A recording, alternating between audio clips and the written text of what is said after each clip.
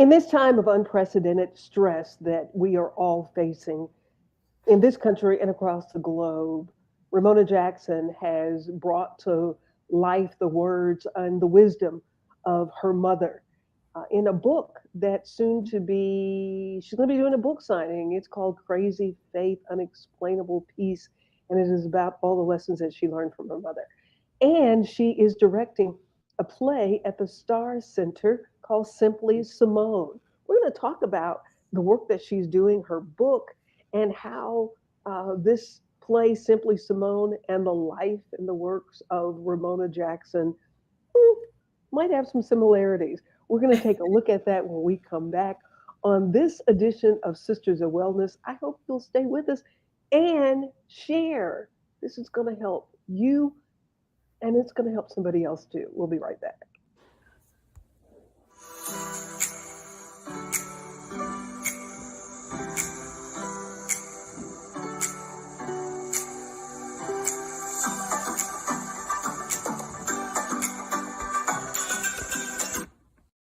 Hello, everyone. Welcome to this episode of Sisters of Wellness. I'm Pamela Marshall at the Wellness Radio TV and at the Wellness Radio TV podcast.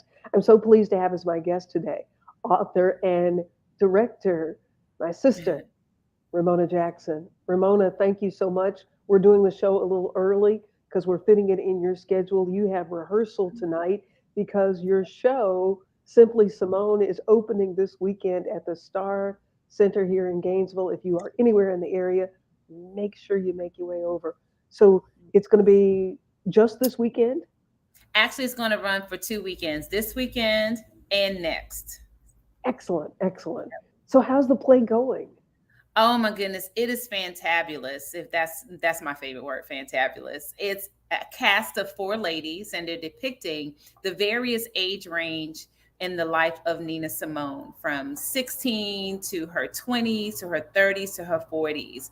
And it is amazing. If you don't know Nina Simone, or if you know Nina Simone, you're going to walk out with a whole totally different perspective and a new admiration and respect for her as a legendary, timeless artist she was. And the music that she left us was phenomenal. So the play highlights her from one end to another. And the 4 ladies that's in the cast, they do it phenomenally.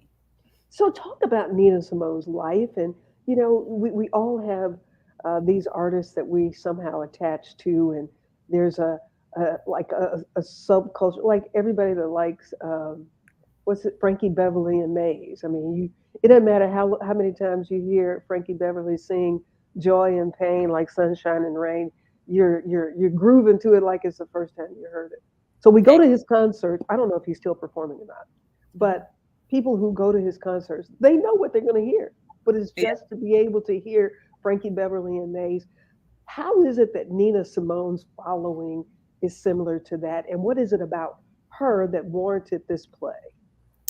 Nina Simone was such an amazing artist, and her music, songs like Young, Gifted, and Black, I Love Porgy, those songs, she captured the essence of, from blues to jazz to a gospel feel.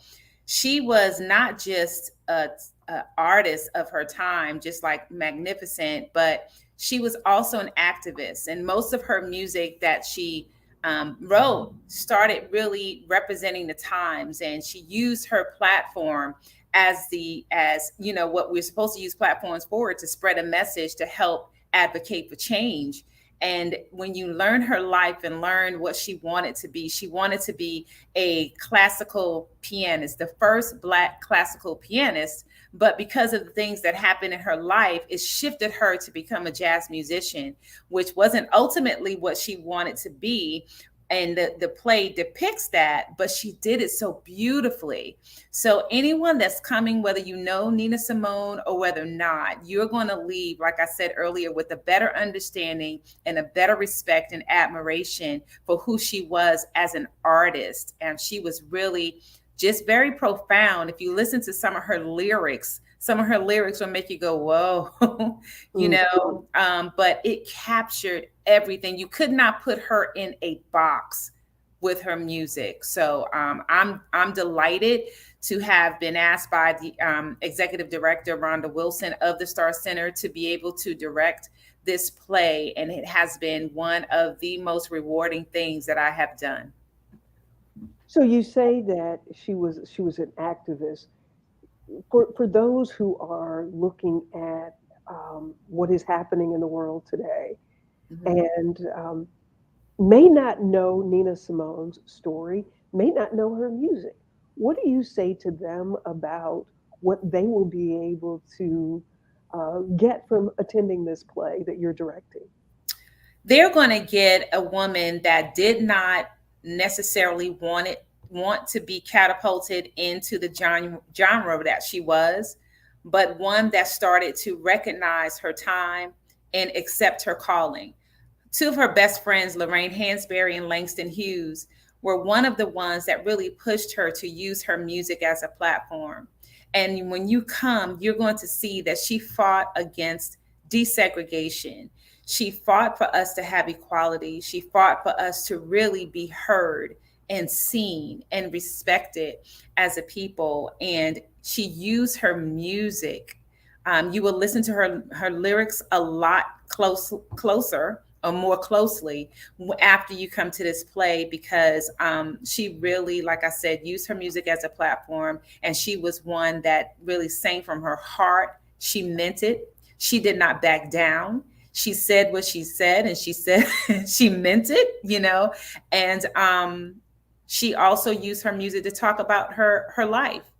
She had a lot of ups and downs in her life, and back then, mental illness wasn't something that you really talked about. It wasn't Mhm. even recognized. But now we look at it and we can self-diagnose or something like that, and realize that she may have been dealing with some of those issues, but back in that day it wasn't even recognized. So you're going to be able to see how she was able to navigate through her life, through all her challenges, through all her disappointments, through her disrespects as a musician, um, and be able to walk away and know that Nina Simone really, really, really gave a lot to the music, and her artistry is timeless and legendary. And similarly, the struggles that she went through, but still was able to go on stage and perform, was still able to Yes. show up in her gift. Yes, you can never tell. I mean, they had a documentary where it really showed her in that essence. I mean, she really had left the country at one point because she was just so disgusted. She felt used, by everyone because of her music, and only people wanted to use her for her music and not see her. And but yet she was still able to channel that and get on stage and just really perform, and you would never know that she was enduring the things that she was. And like I said, I did not know a whole lot about Nina Simone at the time, but what I did know is that after directing this play, I learned more about her, and all I want to do is be able to see more and more. And I have, like I said, a greater respect for her music. It is just awesome. So Ramona Jackson is the author of. You have published now two books. Yes, this will be my 3rd. Hmm. Your third book. So you're Yes. now releasing your third book, and the way the universe works, it seems as if Nina Simone's story just goes hand in glove with the book that you are now releasing, Crazy Faith, Hmm. and then still showing up, going on stage, regardless to what's happening in your life. Do you feel like that your book, Nina Simone's story, and what African American women do every day, um, we just do it? Yeah, we do it.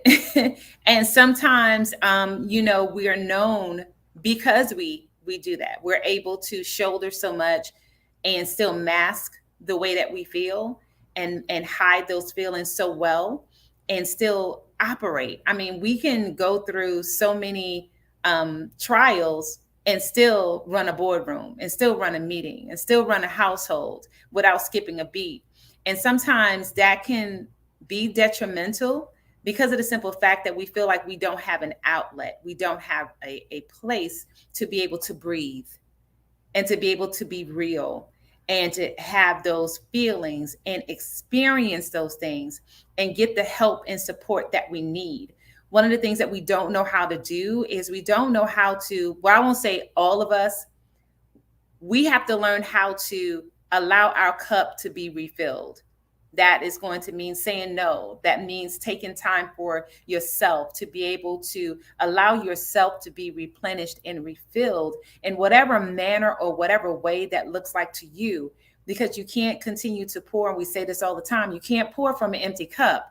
But we are so used to pouring from the cup and then pouring from the saucer and then trying to look at the table and find other cups to pour from, that we never, allow ourselves to be refilled. So when we're giving to people, we're not giving at 100%. We're giving what is the leftovers. And sometimes you feel drained and you feel overwhelmed. You have to be poured into in order for you to bring your best self. I would like to say the best version of yourself in Him to the people that are blessed to be in our company every day. And we owe it to ourselves to do that. Ramona, your book, Crazy Faith, um, Unexplainable Peace. What's the process in this book that you use to help take people through that? Because many people today, they've lost loved ones, they've lost livelihood, uh, or a standard of living, and the uncertainty of everything that's around us right now. What is it that they will get from this book that will help in that process? This book almost wasn't written, because it was written, as I was watching my mother journey through an illness. And I was writing the book while I was visiting her in the hospital. And I was taking pictures because I said at the end, we were going to be able to have a testimony of how she went through and she was healed. But God had another decision. He healed her, but not on this side.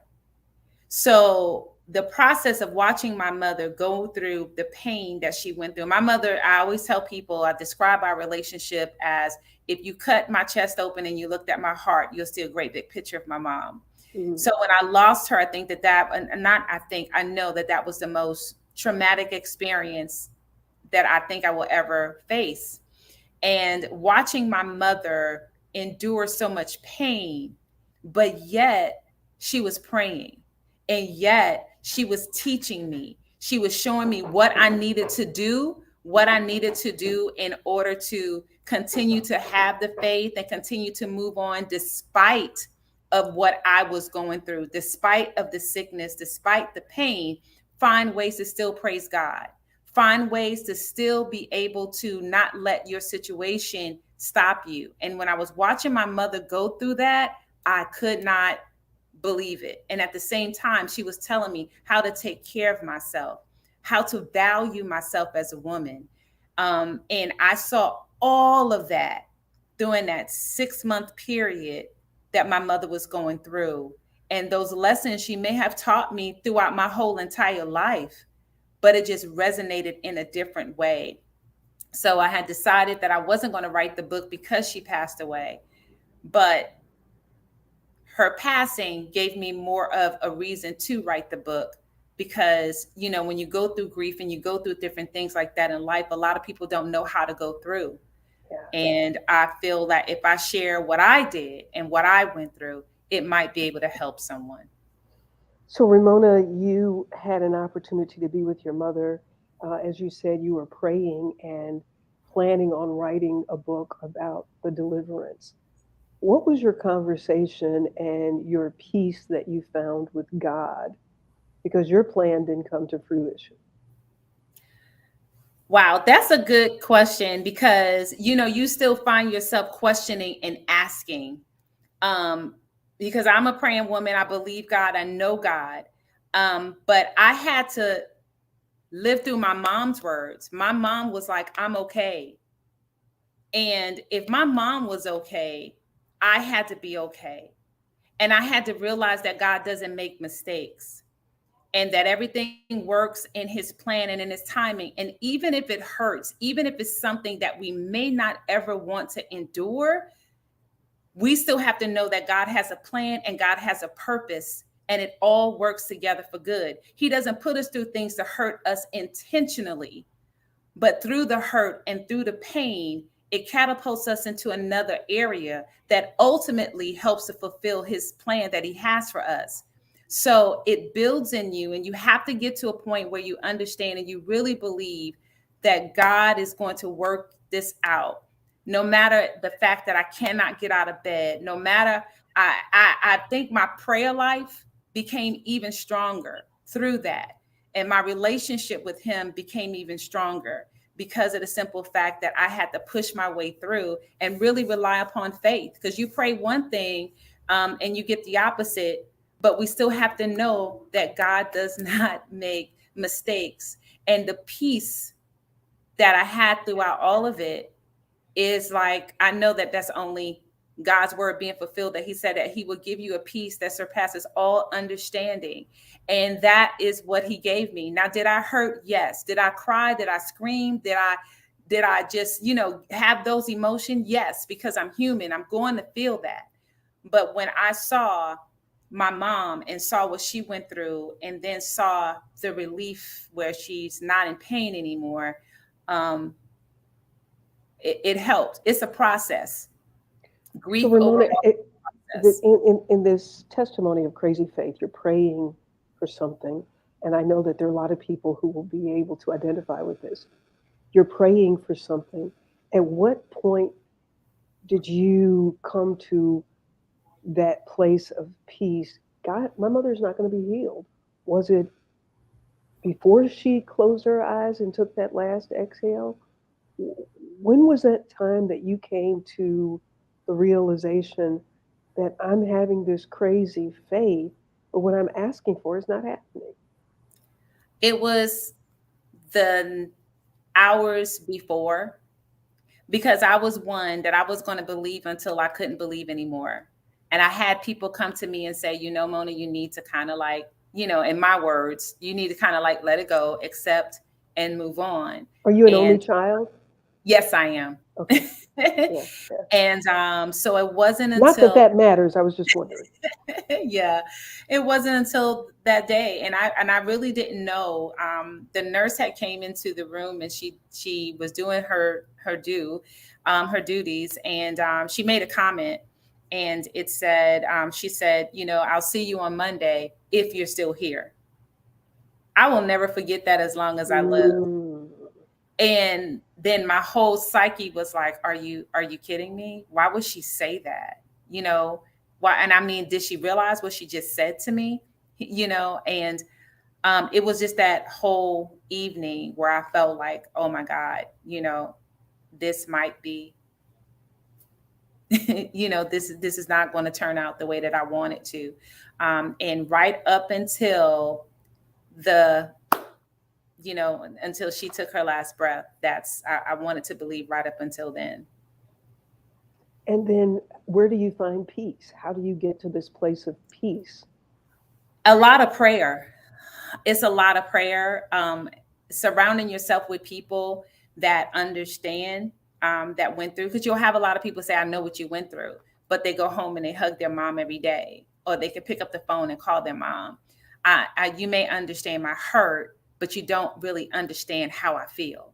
So being able to, number one, pray and allowing yourself to feel. A lot of times we feel that if we have those feelings that we're doing something wrong, but you've got to let it out. You've got to allow yourself to cry. You've got to allow yourself to ask those questions. God is there. He's there to answer. He's there to give you the peace that you need, and not let anyone else determine your process. Your process is your process, and what it takes for you to handle it is up to you. So you're directing this play about Nina Simone. You when you were asked to direct the play by Rhonda Wilson, did you initially think that there was going to be any parallels in the journey that she went through, because you're still showing up on stage as well. You made the decision, I have been given this book to write. Let me show up on stage and write and produce. Did Mhm. you did you think about that in any way? And no, I didn't, because I was this was something that was supposed to the performance was supposed to take place earlier, but things happened and we had a change in schedule. And so the way that it happened, I would have never lined it up, you know. It's just they say timing is everything. Yeah. And um it's opening up this week, and my mom's birthday is Thursday, and that's when the book is supposed to be released. And so I said, everything happens, for a reason, and everything happens perfectly. Even when I wrote the book, I had to write the book crying. There were some times where I wrote through tears. So you may not understand the process and why things happen the way that they do, but you have to understand that all of the puzzle pieces are working together to make you who you are. So when you think about that, the time that you spent with your mother, as you said, she may have been saying some things to you that you had already heard. But what were the things that stood out in those conversations in those final days that you had with your mother when she was able to communicate with you? My mother would say, trust God no matter what. Trust God no matter what. My mother would go to sleep, and she would go to sleep in pain and wake up in pain. But she would say, Mona, I love the Lord. Mhm. And she would just, sometimes she would be crying. I'm like, Mom, why are you crying? She says, because I love God, and I'm like, how? You know what I mean? How? And I saw my mom, and the love that she had was just like unmatched. And my mother always loved the Lord, so that was never a question. But to see her in this, she would question us sometimes. She would be like, why is the pain not moving? Why won't God heal me right now? And we'll talk about it, and we'll read some scriptures, and she'll say, you know what? God doesn't make mistakes. He knows what he's doing, and God got me. And seeing my mother, in that, it's like, how can I complain about anything else? How Ah, can I not have faith when my mother is here? And I need to emulate that same strength and that same faith and that same belief in God. So that was a major lesson. And one thing my mother used to always say whenever we hung up the phone from talking with each other, she would say, "Do something good for yourself." She says, "No matter how big or how small, do something good for yourself. Reward yourself." Because sometimes we don't do that, and we wait for others to do it. And sometimes if we wait on others, it will never come. So do something good. And I'm a salmon person. I'll eat salmon all day, 7 days a week. And she said, even if it's go out to the store and buy you a piece of salmon and put it in the oven, cook it for yourself. Do something good for yourself, because you're worth it. And that's something that I carry with me, and my mother's sisters carry with them. And we say that all the time. So I make it a point to try to do something good for myself every day. Ramona Jackson, the author of Crazy Faith, Unexplainable Peace, stories that she learned from her mother. This weekend, though, your play is opening at the Star Center about Nina Simone. So it's going to be two weekends in a row. Mhm. Um, that so is this your second or third time directing at the Star Center? I Miss Rhonda has afforded me two opportunities before to direct something here at the Star Center. So this is my third show that she's blessed me to be able to direct, and I'm excited. What is that like for you preparing for opening night? Oh my goodness, I love it. It's nerve wracking, but anything good. If you don't feel nervous about it, how good is it? I would say, but watching. I think the biggest thing is watching the cast go from not knowing to knowing. Is like watching them just their nervousness. They're nervous, but trying to coach them and tell them that you got it, and they are like lighting up, and that is like makes all the nervousness worth it. So it's Yeah, so the play is opening up, but you're also preparing for a book signing for your book, which is going to be on the 11th of September. Did you actually pick it's that gonna date? It's going to be two. It's one here, the 20th, uh, here from 3 to 4:30, and then the one in September is back at home in Haines City, with all those who know and love my mother so well. So it's like I'm taking it back home. So Uh, here in Gainesville, it's the 20th at the Cotton Club. yes, yes. And then September 11th, where is Haines City?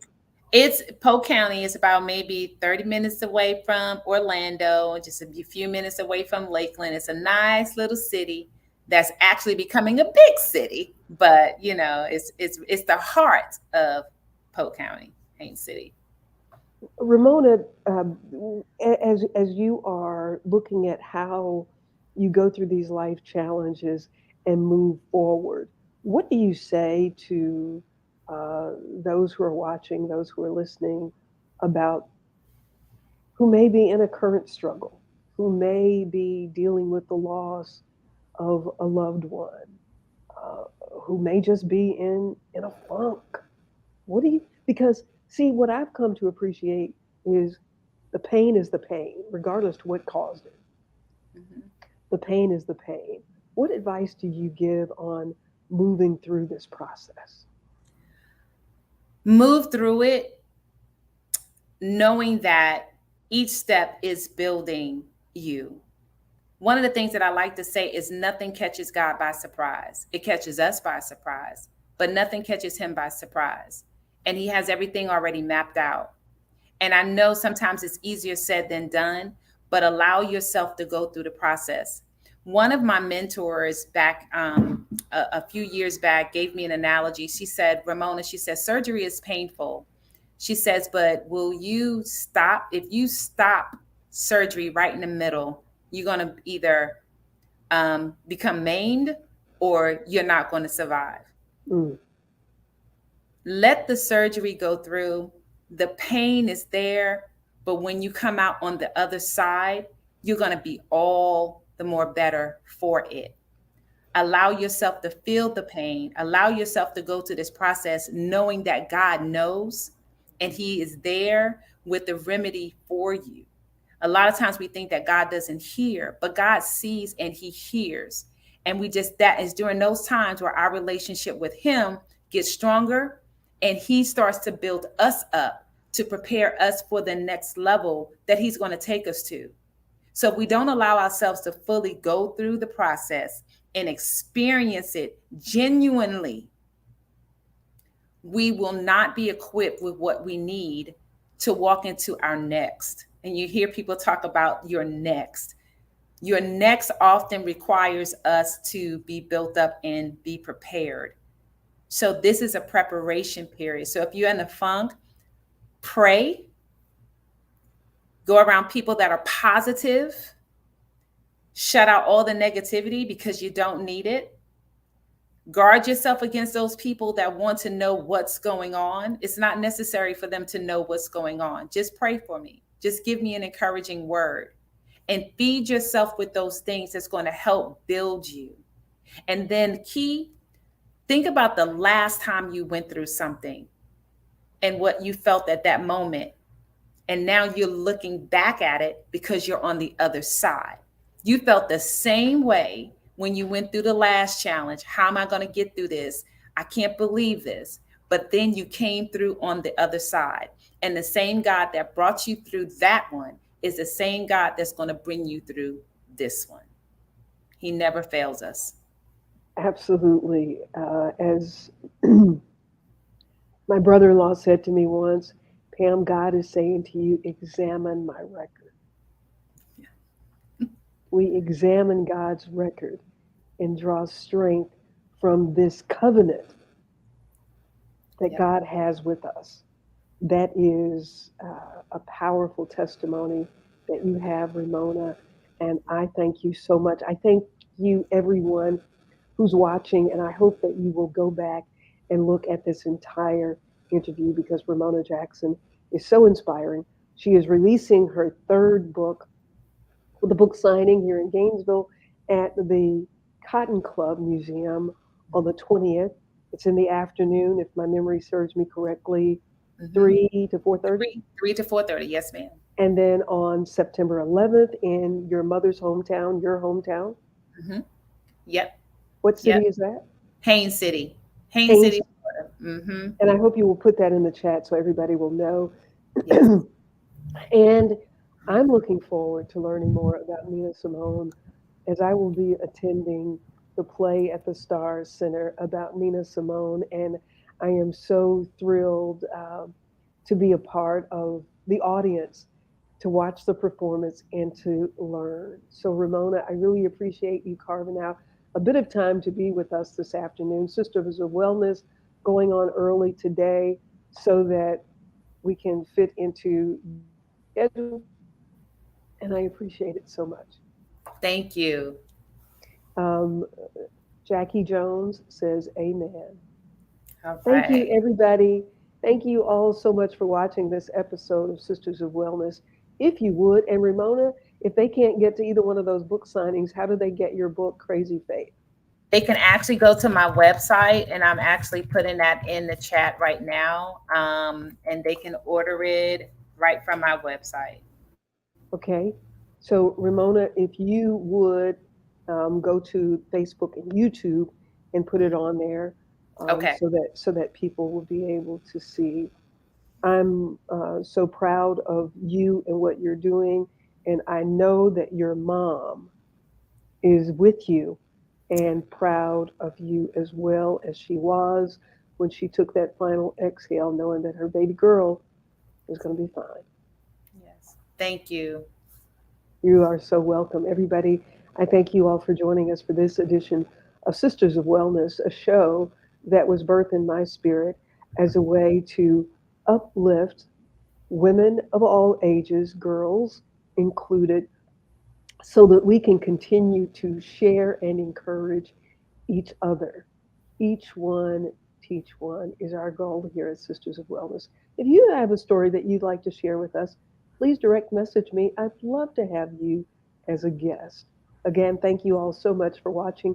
Whether you're watching on Facebook or YouTube, please subscribe to our channel, like, and share. I'm Pamela Marshall at the Wellness Radio TV and at the Wellness Radio TV podcast. Remember, there is healing at the well. We'll see you next time.